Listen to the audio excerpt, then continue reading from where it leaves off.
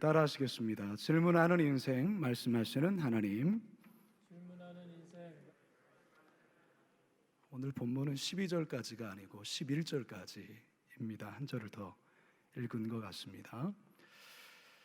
하박국서는 여호야김이 통치하던 주전 608년에서 597년 남유다가 점점 멸망으로 향하는 예루살렘을 배경으로 합니다.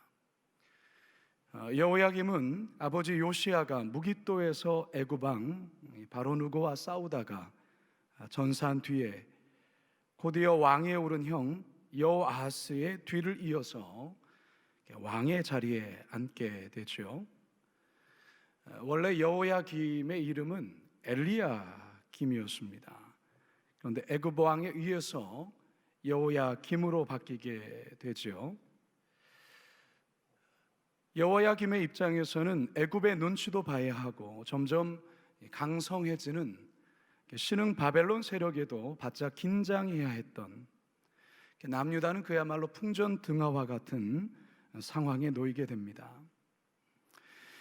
이 같은 국가적인 위기 앞에서 왕은 백성들의 안위를 먼저 살피고 잘 돌봐야 함에도 불구하고 백성들에게 무거운 세금을 부과하고 노동력을 착취하며 사치스러운 삶을 영위합니다. 가난하고 쉼이 없는 자들은 더욱더 억압을 받고 기득권 세력들은 자기의 배만 불리는데 혈안이 되어버렸습니다. 제사장들마저 우상의 기류에 휩싸여서 세속적인 욕심만을 추구하려 했습니다.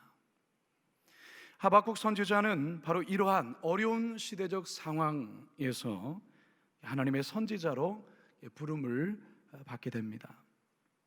어제 말씀드렸지만 여러분 하박국의 뜻이 뭐라고 했습니까? 포옹하다, 끌어안다라는 뜻이라 했습니다. 하박국은 그의 이름처럼 시대의 아픔을 자신의 가슴으로 끌어안고 하나님께 몸부림치며 기도했던 선지자였습니다. 하나님께로부터 일방적인 예언을 받고 선포했던 선지자와는 달리 다양한 신앙적, 실존적 문제를 안고 하나님께 감히 질문하고 응답받기를 원했던 선지자, 바로 하박국 선지자였던 것이죠. 자, 그렇다면 그가 하나님을 향해서 던진 질문이 과연 무엇이었는가? 우리 다 같이 본문 2절에서 3절 함께 읽도록 하겠습니다. 시작. 여호와여, 내가 부르짖어도 주께서 듣지 아니하시니 어느 때까지리까? 내가 강포로 말미암아 외쳐도 주께서 구원하지 아니하시나이다. 어찌하여 내게 죄악을 보게 하시며 패역을 눈으로 보게 하시나이까? 겁탈과 강포가 내 앞에 있고 변론과 분쟁이 일어났나이다. 부르짖어도 듣지 아니하시니 어느 때까지니까? How long? 히브리어로 아드아나. 이 탄식 속에 하박국 선지자의 깊은 절망과 속상함이 여러분 느껴지지 않습니까? 어찌하여 내게 죄악을 보게 하시며 패역을 눈으로 보게 하시나이까? 겁탈과 강포가 내 앞에 있고 변론과 분쟁이 일어났나이다. 죄악과 패역, 이 죄악과 패역은 공의가 사라진 사회적 현실을 말해주는 표현이고요. 겁탈과 강포, 약자에 대한 부당한 압제를 말하는 것이겠죠. 변론과 분쟁, 갈등과 시비를 통해서 나타나는 현상을 말합니다. 바로 하박국 선지자가 보아야 했던 시대적인 그 부조리함, 죄악과 패역, 겁탈과 강포, 변론과 분쟁.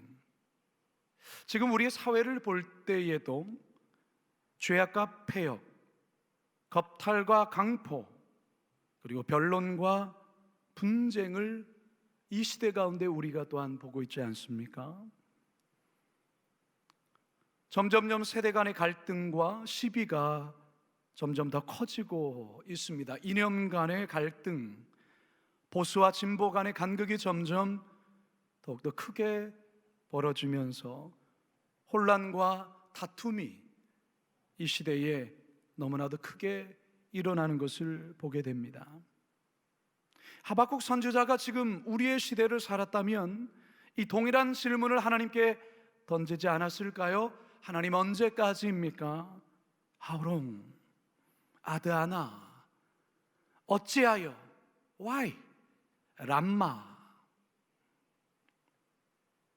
혹시 여러분들 중에도, 혹시 이 새벽에 하나님의 말씀을 듣는 여러분들 가운데서도 이 하박국과 같은 탄식의 기도, 하나님을 향한 이해할 수 없는 현실로 인한 질문들이 있습니까?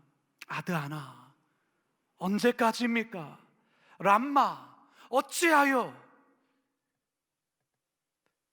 전혀 예상치 않은 고난을 만나거나 혹은 그 고난이 기약 없이 길어질 때 이 하박국의 탄식, 자신도 모르게 흘러나올 때가 있습니다. 하나님, 어찌하여? 언제까지입니까?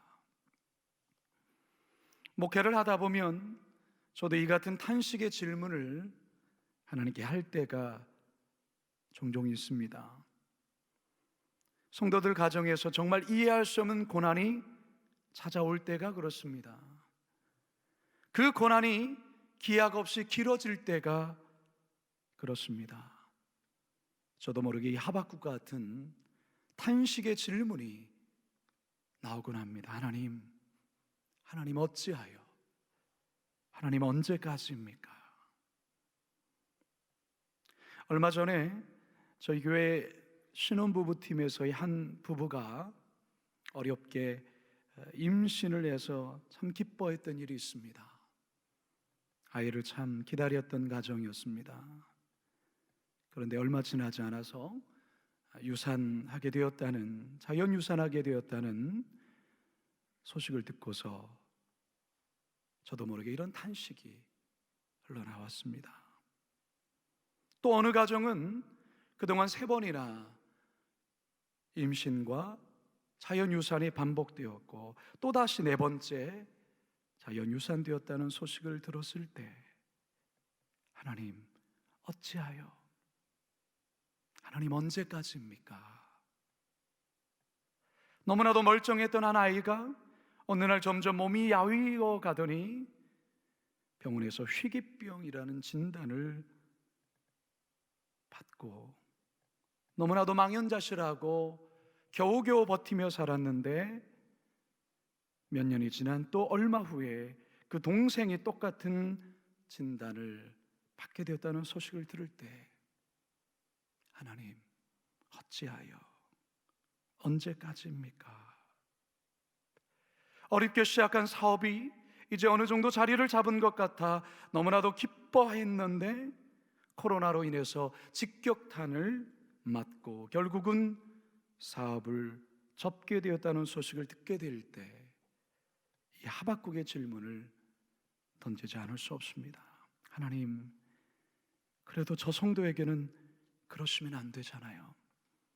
왜 그렇게 하셨나요? 깊은 절망이 담긴 이해할 수 없는 현실에 대한 질문을 하나님께 하지 아니할 수 없습니다. 다윗 시대의 찬양을 담당했던 아삽이라는 찬양 사역자 또한 이 하박국 같은 탄식의 질문을 하게 되죠.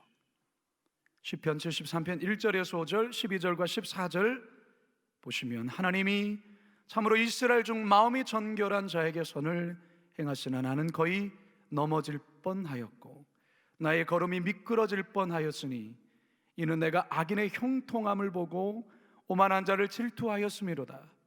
그들은 죽을 때에도 고통이 없고 그 심히 강건하며 사람들이 당하는 고난이 그들에게는 없고 사람들이 당하는 재앙도 그들에게는 없나니 볼지어다 이들은 악인들이라도 항상 편안하고 재물은 더욱 불어나도다. 내가 내 마음을 깨끗하게 하며 내 손을 씻어 무죄하다 한 것이 실로 헛되도다. 나는 종일 재난을 당하며 아침마다 징벌을 받았도다. 악인의 형통과 선인의 고난에 대해서 이해할 수 없는 현실적인 상황에서 하나님 어찌하여 언제까지입니까? 사람들에게는 저마다 인생에서 풀리지 않는 질문들이 있습니다. 풀리지 않은 질문들. 그런데 성도 여러분, 단지 탄식이 아니라, 단지 한숨이 아니라 하나님 어찌하여 언제까지입니까? 라는 이와 같은 하나님을 향한 질문을 가지고 하나님 앞에 나아갈 때, 하나님께 나아갈 때 하나님 말씀으로 그에게 찾아오신다는 사실입니다. 바로 오늘 하박국 선지자를 통하여, 오늘 본문을 통하여 질문하시는 인생에게 찾아오시는 하나님의 말씀을 오늘 본문은 우리들에게 보여주고 있습니다. 이 하박국의 이해할 수 없는 현실에 대한 이 질문에 대한 말씀으로 찾아오시는 그 하나님의 응답이 무엇일까요? 우리 5절에서 11절 같이 한번 읽도록 하겠습니다. 시작. 나라를 보고 또 보고 놀라고 또 놀랄지어다. 너희의 생전에 내가 한 가지 일을 행할 것이라. 누가 너에게 말할지라도 너희가 믿지 아니하리라. 보라, 내가 사납고 선국한 백성 곧 땅의 넓은 곳으로 다니며 자기의 소유가 아닌 거처들을 점령하는 갈대아 사람을 일으켰나니 그들은 두렵고 무서우며 당당함과 위엄이 자기들에게서 나오며 그들의 군마는 표범보다 빠르고 저녁 이리보다 사나우며 그들의 마병은 먼 곳에서부터 빨리 달려오는 마병이라. 마치 먹이를 움키려 하는 독수리의 나름과 같으니라. 그들은 다 공풀을 행하러 오는데 앞을 향하여 나아가고 사람을 사로잡아 모으기를 모래같이 많이 할 것이요 왕들을 멸시하며 방백을 조소하며 모든 견고한 성들을 비웃고 흉복을 쌓아 그것을 점령할 것이라. 그들은 자기들의 힘을 자기들의 신으로 삼는 자들이라. 이에 바람같이 급히 몰아 지나치게 행하여 범죄하리라. 하나님이 어떤 말씀으로 하박국 선지자의 질문에 대답해 주십니까? 불법을 저지르고 악을 행한 유대 사회, 유대 백성들을 향하여 하나님 반드시 징벌하시겠다, 그렇게 응답하고 계십니다. 그리고 유대 땅을 징벌하실 때에 무섭고도 잔인한 갈대아 족속 바벨론 제국을 통하여 유대를 벌하시겠다 말씀하십니다. 그런데 하박국 선지자는 이 하나님의 답변에 또 한 번의 큰 충격을 받습니다. 왜냐하면 하나님의 이 같은 대답은 자신이 기대했던, 자신이 원했던 대답이 아니었기 때문입니다. 유대민족은 그래도 하나님의 택하신 백성이요 아브라함의 자손이며 제사장 나라인데 어떻게 자신들 백성보다 더 악하고 하나님을 비웃는 저 갈대아 족속으로 징계하실 수 있느냐라는 것이었습니다.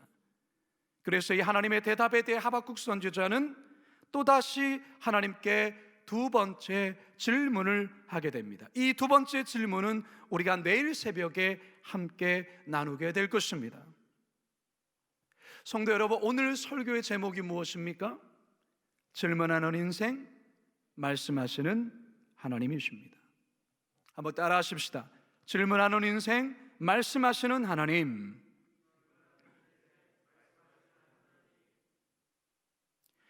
한낱 먼지에 불과한 인간이 천지를 창조하신 전능하신 하나님께 질문한다라는 것, 사실 있을 수 없는 일입니다. 죄악된 인간이 하나님께 질문할 존재가 못 됩니다. 왜 그렇습니까? 그는 창조주요, 우리는 피조물이기 때문에 그렇습니다. 그런데 인간이 하나님께 질문하고 더 나아가 하나님께서 질문에 대해 말씀하신다라는 것은 그야말로 은혜 위에 은혜가 아닐 수 없습니다. 더욱이 하박국과 같이 자기의 감정을 추스리지 못하며 당돌하게 질문하는 인생에게 하나님이 대답해 주신다라는 것은 하나님의 무한하신 사랑이 아니면 가능하지 않은 일이다, 그 말이에요. 피조물인 인간이 하나님을 향해서 질문할 수 없고, 또한 그 질문에 하나님이 대답할 필요도 없어요. 그러나 하나님께서 오늘 하박국을 통하여 우리 인생에 하나님 앞에 질문할 수 있으며, 또한 그 질문에 응답하시는 이 하나님의 모습은 하나님이 우리를 향한 그분의 무한하신 은혜와 사랑을 말씀해 주시는 거라 할 수 있다는 거죠. 어느 교회 신실한 믿음 좋은 청년 한 쌍이 사랑에 빠져서 결혼을 하게 됩니다. 그 청년 공동체에서 축복과 그리고 목사님의 주례 가운데 행복한 결혼식이 올려졌습니다. 그리고 임신까지 하게 되었습니다. 서서히 출산일이 가까우면서 이들 부부는 이제 곧 태어날 아이를 초조하게 기다리고 있었습니다. 그런데 어느 날 병원에서 좀 심각한 소식을 전해옵니다. 아이가 좀 이상합니다. 심장이 약하게 뛰고 뇌 쪽도 좀 이상한 것 같습니다. 청천벽력과 같은 이야기를 들은 이들 부부는 매일 하나님께 매달려 기도를 했습니다. 결국 아이가 태어났지만 장애아로 태어나고 말았습니다. 이들 부부는 너무나도 절망하고 말았습니다. 그리고 하나님께 원망하기까지 합니다. 지금까지 열심히 신앙생활 했는데, 그렇게도 하나님 앞에 그렇게도 간절하게 기도했는데 왜입니까? 과연 하나님이 우리를 사랑하시는 것 맞습니까? 너무나도 좌절된 마음에 어느 날 늦은 밤 불이 꺼진 교회 찾아가 그저 하염없이 울고만 있었습니다. 내가 뭘 잘못했길래, 우리가 하나님께 무슨 죄를 지었길래 우리에게 이런 고통을 주시는가. 울면서 늦은 밤 기도하고 또 기도했습니다. 그런데 갑자기 세미한 하나님의 음성이 들립니다. 사랑하는 아들아, 그 아이는 나에게 너무나도 소중한 아이란다. 이 아이가 아프기에 이 소중한 아이를 누구에게 맡기면 사랑을 받으며 잘 자랄 수 있을까 부모를 찾고 찾다가 내가 너를 찾게 된 거란다. 너라면 그 아이를 잘 돌봐줄 것을 나는 믿기에 그 아이를 너에게 보낸 거란다. 이 세미한 음성을 들었을 때 그는 그동안 하나님을 향한 그 원망에 대한, 그 하나님을 향한 이해할 수 없음에 대한 탄식이 회개로 바뀌게 되었고, 더 나아가 감사의 눈물로 바뀌게 되었습니다. 이들 부부는 이후에 이 아이가 비록 장애를 갖고 있지만 기쁨으로 이 아이를 잘 키우게 됩니다. 지금 말씀드린 이 예화는 어느 목사님의 부부의 실제적인 이야기입니다. 하나님께 질문하고 하나님께서 대답하시는 그런 말씀을 들을 수 있다는 것, 하나님은 내 아버지요, 나는 그의 자녀라는 이 관계가 형성되었기에 가능한 것입니다. 여러분, 어린 자녀를 키우다 보면 자녀가 4살, 5살이 되면 왜? 라는 질문을 그렇게도 많이 합니다. 왜? 아빠 왜 하늘이 파래? 왜 아빠는 수염이 나죠? 왜 밤에는 깜깜하고 자야 되죠? 이런 질문을 하게 되죠. 그 아이의 이해 속에서의 궁금한 것들, 잘 이해되지 않는 것들에 대해서 이 어린아이는 아빠에게, 엄마에게 끊임없이 질문합니다. 그때 그 부모는 어떻게 합니까? 커보면 알아, 그렇게 합니까? 아니죠. 때론 말 같지 않은 질문, 설명해도 잘 이해할 수 없는 그런 질문에 대해서 그 부모는 그 아이의 눈높이 속에서 그 아이의 눈을 맞추면서 대답해주고 설명해주지 않습니까? 그 질문하는 자녀에게 답해주는 그 부모, 기쁨으로 그 아이의 질문에 대해서 기꺼이 받아주고 그것들을 차근차근 그 아이가 그래도 이해할 수 있는 범위 속에서의 단어를 찾아가며 설명해 주지 않습니까? 왜 이게 가능할까요? 부모와 자식이기 때문에 그렇습니다. 아무리 자녀가 황당한 질문을 해도 부모는 그 질문을 기꺼이 받아주고 대답하는 것이겠죠. 지금 우리 하나님이 하박국에게 그렇게 하고 계십니다. 하박국의 질문에 대한 하나님의 답변에 대해 하박국은 자신의 이해로는 잘 이해가 되지 않습니다. 그리고 또 한 번의 당돌한 질문을 하나님께 던집니다. 그럼에도 불구하고 하나님 하박국 나무래거나 혼내지 않습니다. 바로 여기에 하나님의 사랑이 담겨 있는 것입니다. 성도 여러분, 여러분의 삶에 풀리지 않은 질문들이 계십니까? 여러분, 이번 특별 새벽 기도를 하는 동안에 여러분 하나님께 하고 싶은 그 질문을 때로는 기록해 보시고, 그 질문, 때론 자녀들에 풀리지 않은 질문, 운영하는 사업에 대해 풀리지 않은 질문, 관계로 인해서 풀리지 않은 질문, 코로나로 인해서 풀리지 않은 질문, 여러분 그 질문들을 가지고 구체적으로 하나님 앞에 나아가십시오. 하나님께서 과연 여러분에게 무엇이라 또한 말씀하시는지 여러분 한번 들어보십시오. 바라기는 이번 특별 새벽 기도회가 우리의 인생에 풀리지 않은 그 질문에 대해, 또한 그것을 들고 나아갔을 때에 말씀으로 찾아오시는 그 하나님을 만나는 특별한 새벽이 되어지기를 소망합니다. 오늘의 설교의 제목, 질문하는 인생, 말씀하시는 하나님, 이 말씀하시는 하나님을 경험하게 되시기를 주님의 이름으로 축원합니다.